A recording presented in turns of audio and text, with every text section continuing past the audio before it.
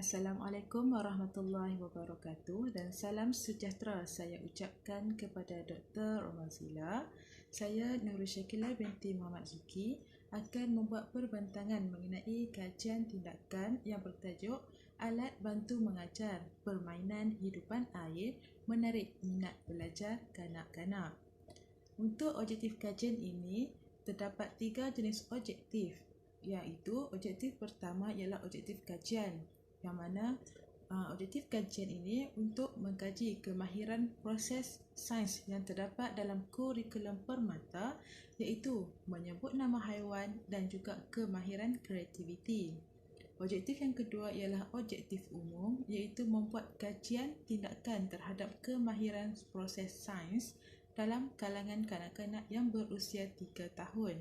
Manakala objektif khusus, yang pertama adalah meneroka alat bantu mengajar hidupan air untuk menggalakkan kanak-kanak menyebut nama haiwan. Yang kedua, meneroka alat bantu mengajar permainan hidupan air untuk meningkatkan kemahiran motor halus kanak-kanak. Dan juga yang terakhir adalah meneroka pentaksiran alat bantu mengajar hidupan air untuk mengetahui pengetahuan sedia ada dalam diri kanak-kanak.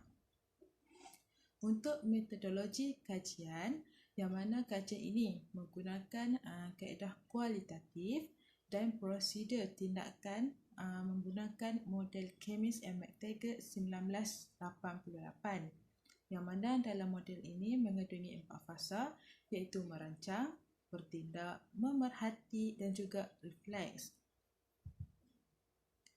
Seterusnya adalah kumpulan sasaran. Kumpulan sasaran bagi kajian tindakan ini terdiri daripada 2 orang kanak-kanak yang berusia 3 tahun. Dan pengumpulan data pula, saya menggunakan 3 jenis kaedah pengumpulan data, iaitu analisis dokumen, yang mana terdiri dari segi kurikulum permata, dokumen kurikulum permata, kajian-kajian lepas, dan untuk yang kedua adalah pemerhatian, ketiga adalah senarai semak. Untuk analisis kajian ini pula, saya menggunakan Microsoft Word Windows 10 untuk menganalisis kajian ini.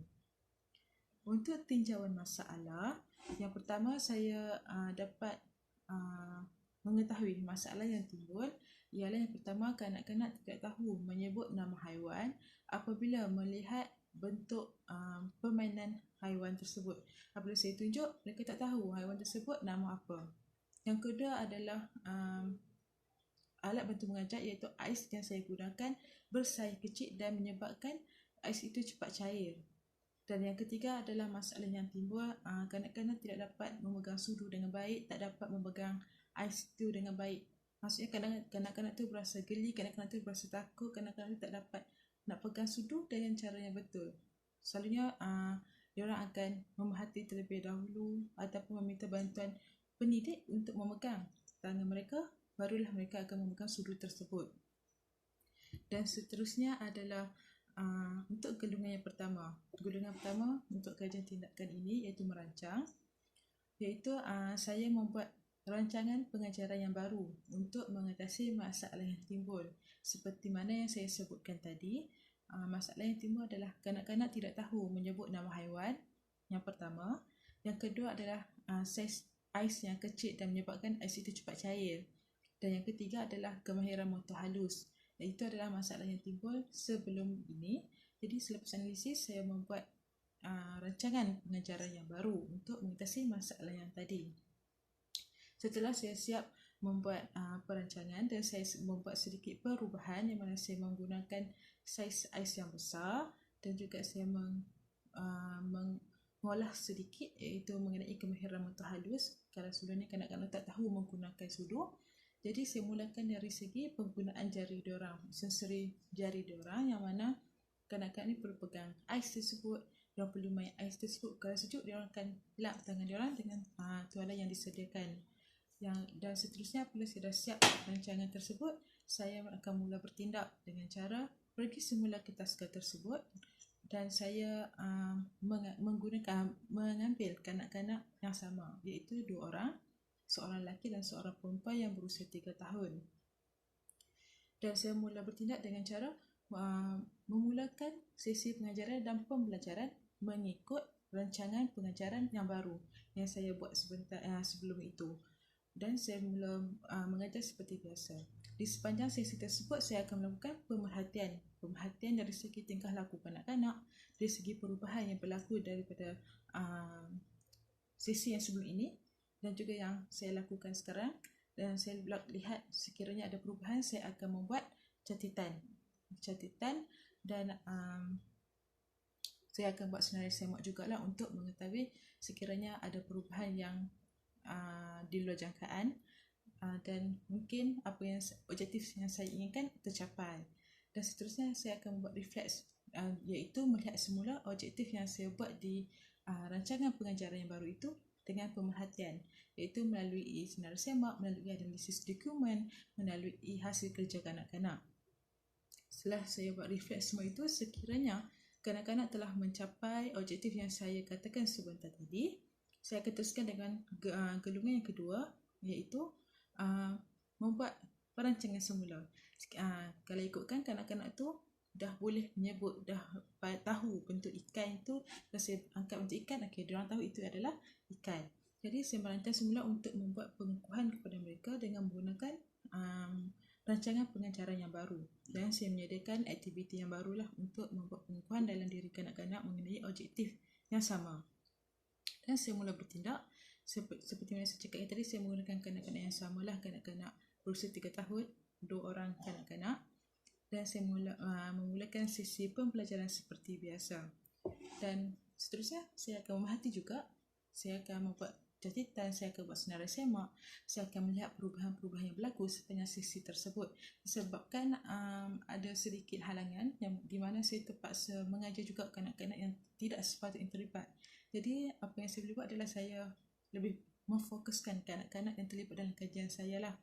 Dan selepas saya membuat catatan dan semua, saya akan lihat semulalah, refleks semula mengenai objektif yang saya buat, iaitu objektif dalam rancangan pengajaran yang kedua yang baru, dengan pemerhatian adakah objektif saya masih tercapai ataupun tidak untuk membuat pengukuhan tersebut. Dan dapatan kajian yang saya perolehi iaitu di gelungan yang pertama.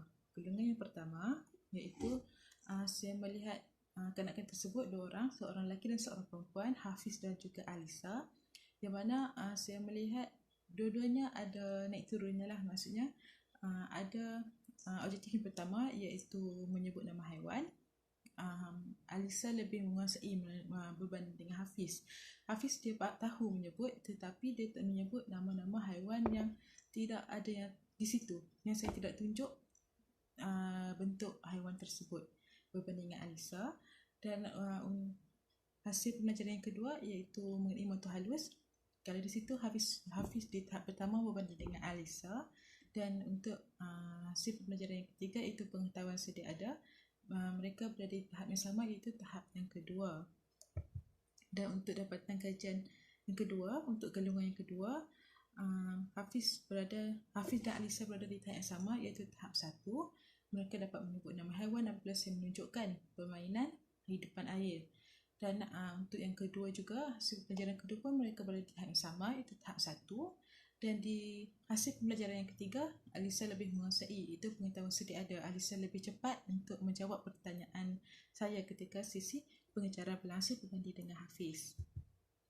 Dan apa yang saya lihat refleksi kajian ini adalah di mana objektif saya tercapai, iaitu untuk membuatkan kanak-kanak dapat menyebut nama-nama haiwan, dan juga di samping saya menggunakan alat bantu mengajar yang pelbagai. Maksudnya saya dapat gunakan sebagai alat permainan kehidupan air, tapi saya perbagaikan permainan tersebut. Jadi kanak-kanak masih lagi boleh menangkap apa yang saya cuba sampaikan. Dan untuk cadangan kajian ini, saya berharap sangat supaya pihak taska dapat memahami kami sebagai bakal guru, di mana permintaan kami untuk tidak mencampurkan kanak-kanak yang tidak sepatutnya terlibat dalam kajian tindakan, tapi apakah daya kami terima sahaja, kami anggap itu sebagai cabaran. Dan saya berharap juga supaya kajian saya ini dapat memberi saya satu refleksi yang lebih baik untuk ke depan. untuk saya lebih tahu apa yang saya perlu buat untuk masa-masa yang akan datang. Dan saya juga menyediakan beberapa gambar lampiran sepanjang perjalanan sesi tersebut dan juga rujukan yang saya gunakan dalam kajian tindakan. Sekian, terima kasih.